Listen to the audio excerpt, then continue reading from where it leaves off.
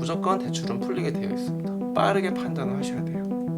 이걸로는 수요를 만족시킬 수가 없어요. 매매가도 올라가고 전세가도 올라갈 수 있습니다. 윤석열 후보가 되면은 먼저 팔 거예요.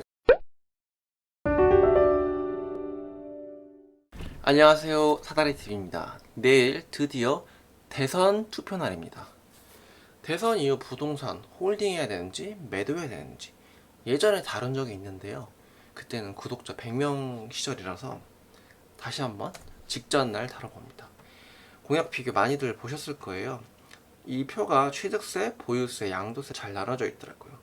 핵심은 이재명 후보는 보유세를 강화하고 양도세는 일시적으로 완화한다.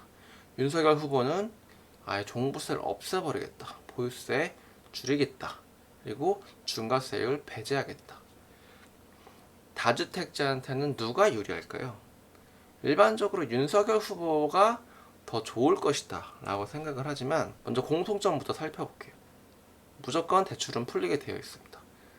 이재명 후보가 대출을 원래 좋아하시는 것 같고 윤석열 후보도 그런 규제하는 걸 별로 안 좋아하기도 하고 둘 다 공급이 부족한 건 인정하고 있는 것 같아요. 민간이든 공공이든 공급을 늘리겠다.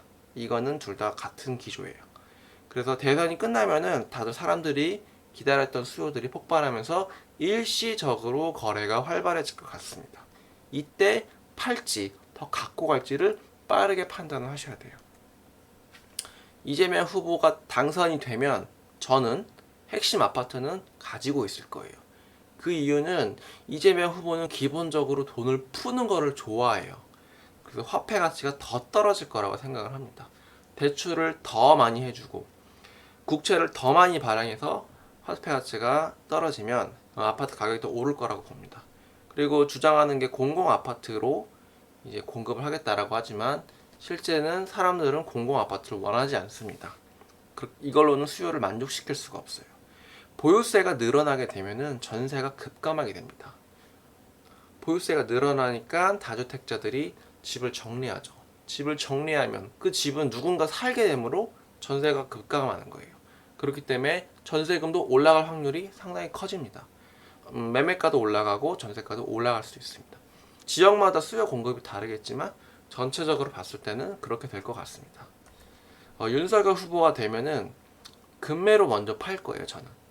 그 이유는 민간 공급을 많이 한다고 하셨어요. 입주 물량도 늘어날 것이고 다주택자 양도세도 배제하겠다 라고 하니까 매도 물량도 일시적으로 늘어날 거예요. 그동안 팔고 싶었는데 억눌렸던 사람들이 다 팔기 시작할 거예요.